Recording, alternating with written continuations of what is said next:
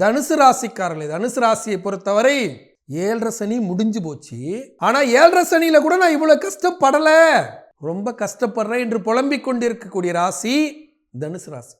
ஏன்னா ஒரு பக்கம் 4ஆம் இடத்தில் ராகு, தோல் சம்பந்தப்பட்ட நோய், கால் சம்பந்த, பல பேருக்கு கால் வலி, கால் நடக்க முடியல, தொழிலில் தடை, வருமான தடை, எங்க போனாலும் தோல்வி. இன்னொன்னு 6ஆம் இடத்துல குரு வக்ரமா இருக்கிறதால இப்ப கொஞ்சம் ஓடுது. திருப்பி பிப்ரவரி 11 இருந்து மே மாசம் 14ஆம் தேதி வரைக்கும் குரு பகவான் வக்ர நிவர்த்தியாகி மீண்டும் கடங்கார சனியாவே, கடங்காரன் குருவாவே வந்து விடுவார். அது ஒரு பின்னடைவு. ஆனா மே 14க்கு பிறகு 7ஆம் இடத்துக்கு குரு வந்துருவாரு. 7ஆம் இடம் குரு என்பது லாபமாச்சே, தொழிலில் லாபம், வருமானம், வாழ்க்கை, ஏகபோக வாழ்க்கையாச்சே, நண்பர்களால் உதவி, வெளிநாட்டு பயணம், வெளியூர் வேலை வாய்ப்பு, நிரந்தர வேலை, நிரந்தர வருமானம். அதே மாதிரி ராகு கேது பெயர்ச்சி மே மாதம் 18ஆம் தேதி. அவர் என்ன பண்ணுவார், ராகு 4லேருந்து 3க்கு வந்துடுவார், கேது சிம்மமேறி அமர்ந்து விடுவார். இது எல்லாம் சேர்ந்து அப்படி ஒரு அற்புதமான ஆண்டு 2025. அதுவும் நீங்கள் தனுசு ராசியாக இருந்து செவ்வாய் ஆளுமையாக இருந்துட்டீங்கன்னா கண்டிப்பாக திருமணம், கண்டிப்பாக வேலை வாய்ப்பு, கண்டிப்பாக வெளிநாட்டு பயணம், அதில் எந்த மாற்று கருத்தும் இல்லை. அதே சமயத்தில் சனி பகவான் மார்ச் மாதம் 29ஆம் தேதியிலிருந்து 3ஆம் இடத்திலிருந்து 4ஆம் இடத்திற்கு போவார். 4ஆம் இடம் என்பது தாய் வழி உடல்நிலை பாதிப்பு, தாய் வழி உடல்நிலை கோளாறு, தாய் வழி உடல்நிலையில் சிக்கல், இதை கொடுத்துருவார். First point. சில அலைச்சல்களை கொடுத்துருவார், இடம் மண்மனையில் சிக்கலை கொடுத்துருவார்.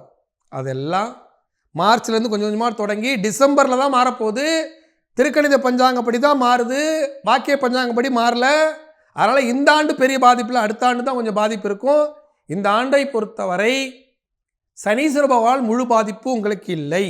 அதே சமயத்தில் பல்வேறு லாபங்கள் பெறக்கூடிய ஒரு அற்புதமான ஆண்டு இந்த ஆண்டில். நீங்கள் தனுசு ராசியாக இருந்தால் ஒரு முறை ராமேஸ்வரம் போயிட்டு வந்துருங்க. ராமேஸ்வரம் அக்னி தீர்த்த கடலில் குளிச்சிருங்க. அதுக்கப்புறம் போய் 21 கிணறு, 22வது கோடி தீர்த்தம், அதுலேயும் குளிச்சிருங்க.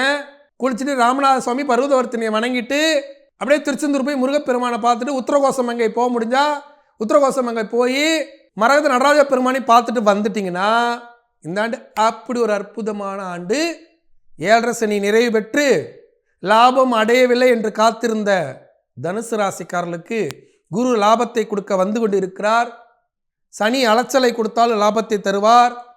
ராகுக்கு எதுவும் லாபத்தை தரக்கூடிய ஒரு அற்புதமான ஆண்டு இந்த ஆண்டில். அனைத்து சுகங்களும் பலங்களும் பெற்று நலமாக வாழ வாழ்த்துக்கள். மகர ராசிக்காரர்கள், மகர ராசியை பொறுத்தவரை இந்த ஆண்டு 7.5 சனி நிறைவு பெற்றதா என்று குழம்பிக் கொண்டிருக்கக்கூடிய மகர ராசிக்காரர்களுக்கு மார்ச் மாதம் 29ஆம் தேதியிலிருந்து 7.5 சனி நிறைவு பெற்றது. மழை விட்டுருச்சு, துவான ஊடல நீங்கள் நினச்சிக்கணும். நிறைவு பெற்றதா, நான் முழுமையாக நிறைவு பெறவில்லை.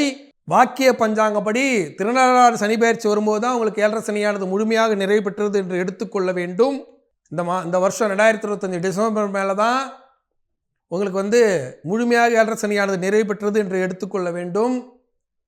அதே போல் குருவானப்பட்டவரும் இப்போ வக்ரத்தில் இருக்கிறார். பிப்ரவரி 11க்கு பிறகு வக்ர நிவர்த்தி ஆகி விடுவார். 5ஆம் இடத்து குருவாக உங்களுக்கு லாபத்தை தருவார். மே 14க்கு பிறகு 6ஆம் இடத்துல கடங்காரன் குருவாக போகிறதால வர வருமானமானது பத்தாது.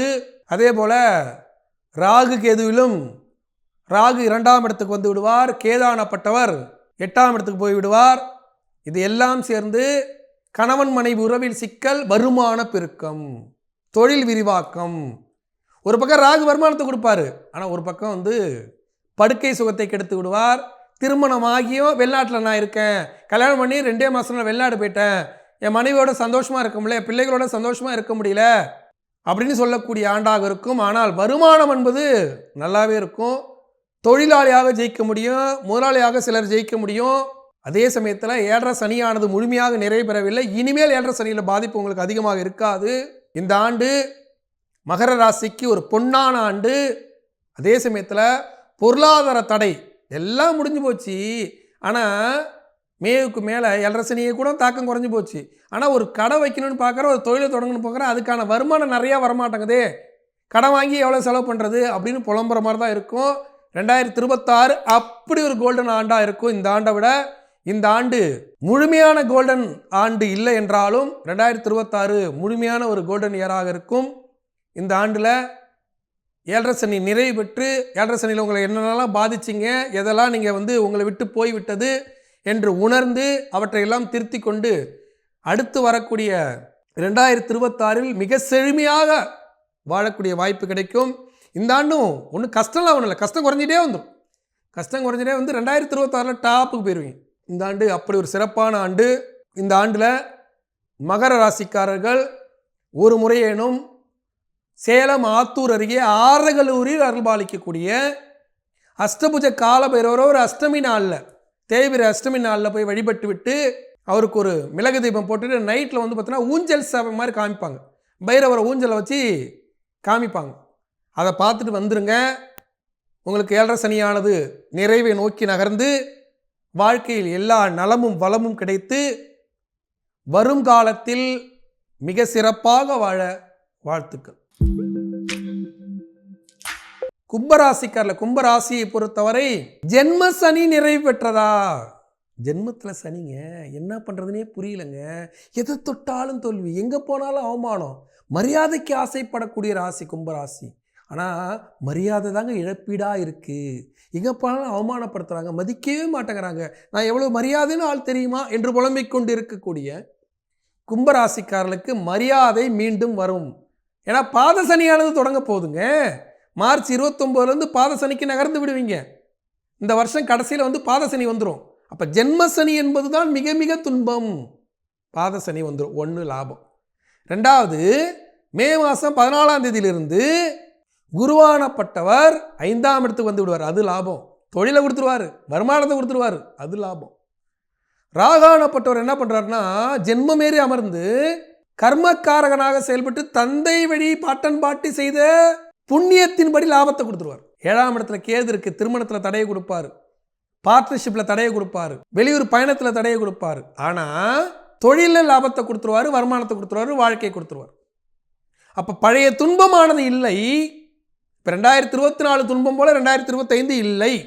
அதே சமயத்தில் 2026க்கு பிறகுதான் அதிகமான லாபம். இந்த ஆண்டு குரு கொடுக்க வராது. தொழில் வாய்ப்பு, வருமான வாய்ப்பு, வேலை வாய்ப்பு. ஆனால் திருமண வாய்ப்பில் சில தடைகளை உடைச்சு முன்னேறக்கூடிய ஆண்டு 2026 திருமணம் கூடிவிடும்.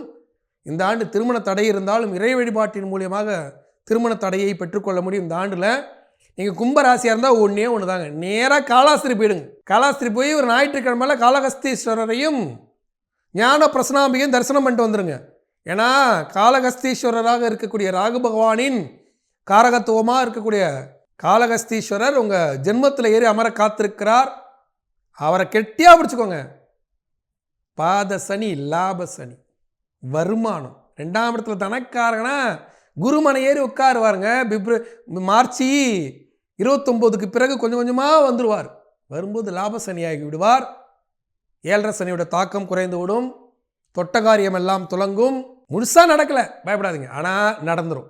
பழைய துன்பம் இல்லை, வெற்றி பெற்றுவீங்க அப்படின்னு சொல்லக்கூடிய ஒரு அற்புதமான ஆண்டு. கும்பராசிக்காரர்கள் காளகஸ்தீஸ்வரரை பார்த்து வாழ்க்கையில் துன்பங்களை துளைத்து ஜென்ம சனியின் பாதிப்பை துளைத்து மிகப்பெரிய வெற்றி அடைய வாழ்த்துக்கள். மீனராசிக்காரர்கள், மீனராசியை பொறுத்தவரை மிக மிக சிறப்பான ஆண்டு. 2025 4ஆம் இடத்துல குரு, ஜென்மத்தில் இருக்கிற ராகு 12ஆம் இடத்துல, கேது 6ஆம் இடத்துல, ஜென்ம சனி தொடங்குது. இந்த ஆண்டு கவனமாக இருக்கக்கூடிய ராசி தான் மீனராசி. மீனராசி கவனமாக இருக்கணும். ஆனால் ராகு 12ஆம் இடத்துல போய் மறைவது தந்தை வழி பாட்டன் பாட்டி செய்த புண்ணியத்தின் மூலியமாக லாபம். First point. 6ஆம் இடத்துல போய் சூரியன் மனையில் கேது பகவான் அமர்வது லாபம், தந்தையால் லாபம். அதே போல குரு பகவான் 4ஆம் இடத்தில் அமர்வது அலைச்சல் இருந்தாலும் தாயால் லாபம். புதன் நீட்சபங்க ராஜயோகம் வாங்கி இருக்கக்கூடிய மீனராசிக்காரர்களுக்கு மாமனால் லாபம், மாமனாரால் லாபம், தொழிலால் லாபம். ஹோட்டல் தொழில் வைக்கலாம். ஆனால் ஜென்ம சனி என்பதை மறந்து விடக்கூடாது. ஆனால் ஜென்ம சனி முழுசாக பிடிக்கல. பிப்ரவரி 11 குருவானப்படவர் வக்ர நிவர்த்தி ஆகி உங்களுக்கு 3ஆம் இடத்துடைய பலனை கொடுப்பார். அதுக்கடுத்து மே மாதம் 14ஆம் தேதியிலிருந்து 4ஆம் இடத்தோட பலனை கொடுப்பார். மார்ச் மாதம் 29ஆம் தேதியிலிருந்து ஜென்ம சனியானது உங்களுக்கு தொடங்கிவிடும். ஜென்ம சனி தொடங்கும் போது இடமாற்றம், தொழில் மாற்றம், வருமானம், வாழ்க்கை, வெளிநாட்டு பயணம், போராட்டம் என்று இருந்தாலும் அவற்றையெல்லாம் இறை வழிபாட்டின் மூலியமாக வெற்றி பெறக்கூடிய ஒரு அற்புதமான ஆண்டு. இந்த ஆண்டில் ஒன்றே ஒன்று தாங்க. நீங்கள் மீனராசியா? வருஷப்பிறப்பு அன்னைக்கு இல்லை, அடுத்து வர காலகட்டத்தில் நேராக மதுரைக்கு போயிடுங்க. மதுரை மீனாட்சி அம்மனுக்கு ஒரு கிளி பச்சையில் ஒரு பட்டு போட சாத்திருங்க. அதுக்கடுத்து சொக்கனாரை வழிபட்டுருங்க. முக்கூர்ணி விநாயகருக்கு ஒரு அர்ச்சனை பண்ணிடுங்க. அங்கேருந்து வெளியே வந்து இன்மையில் நன்மை தருவார் சிவன் கோயில் ஒன்று இருக்கும் கடைவீதியில். அங்கே போய் ஒரு பிரதோஷத்தில் கலந்துக்கோங்க. சூப்பர். அவ்வளோதான். எத்தனை ஜென்ம சனியை தொடங்கட்டுமே, எத்தனை துன்பம் வரட்டுமே, அத்தனையும் இன்மையில் நன்மை தருவார் சிவன் எடுத்து உங்களுக்கு யோகத்தை தந்து விடுவார். ஏன்னா ராகு 12ல் மறைஞ்சி தந்தை வழி பாட்டன் பாட்டி செய்த புண்ணியத்தின் மூலியமாக மிகப்பெரிய வாழ்க்கையை கொடுக்கிறார்கள். ஜென்மசனியில் லாபம். அதே போல கேது சூரியன் மனையேறி அமர்ந்து பல்வேறு லாபங்களை தர காத்திருக்கிறார். இந்த ஆண்டில் மீனாட்சி அம்மனையும் சொக்கனாரை வழிபட்டு அனைத்து சுகங்களும் கிடைக்கப்பட்டு ஜென்மசனி காலத்திலும் துன்பமில்லாமல் வாழ்ந்தேன் என்று பெருமைப்பட்டு கொள்ள இறைகடாட்சம் கிடைக்க வாழ்த்துக்கள். இந்த ஆண்டு 2025 12 ராசிக்கான பலன்களை பார்த்தோம். இவற்றில் பல்வேறு விஷயங்களில் ஒருத்தருக்கு குரு கொடுக்குறாரு, ஒருத்தருக்கு சனி கொடுக்குறாரு, ஒருத்தருக்கு ராகு கேது கொடுக்குறாங்க என்று பல்வேறு விஷயங்களை பார்த்தோம். இவற்றையெல்லாம் நேயர்கள் சரியாக பயன்படுத்திக்கணும். ரொம்ப திட்டமிடும். ஜோதிடம் என்பது வாழ்க்கைக்கான வழிகாட்டி. இந்த நேரத்தில் கஷ்டமா, அப்போ கொஞ்சம் நிதானமாக போகும். இந்த நேரத்தில் லாபமாக கொஞ்சம் வேகமாக போகும். இந்த வழிபாட்டை செய்யணுமா செய்வோம் அப்படின்னு செய்து உங்கள் வாழ்க்கையில் இந்த 2025 அனைத்து சுகங்களையும் வளங்களையும் நிம்மதியையும் சந்தோஷத்தையும் கொடுத்து அனைவரும் நலமாக வளமாக வாழ வாழ்த்துக்கள். மீண்டும் இதே போல் ஒரு பதிவில் உங்களை சந்திக்கும் வரை உங்களிடம் விடைபெறுவது உங்கள் வாழ்வியல் ஜோதிடர் டாக்டர் சீதா சுரேஷ். நன்றி, வணக்கம்.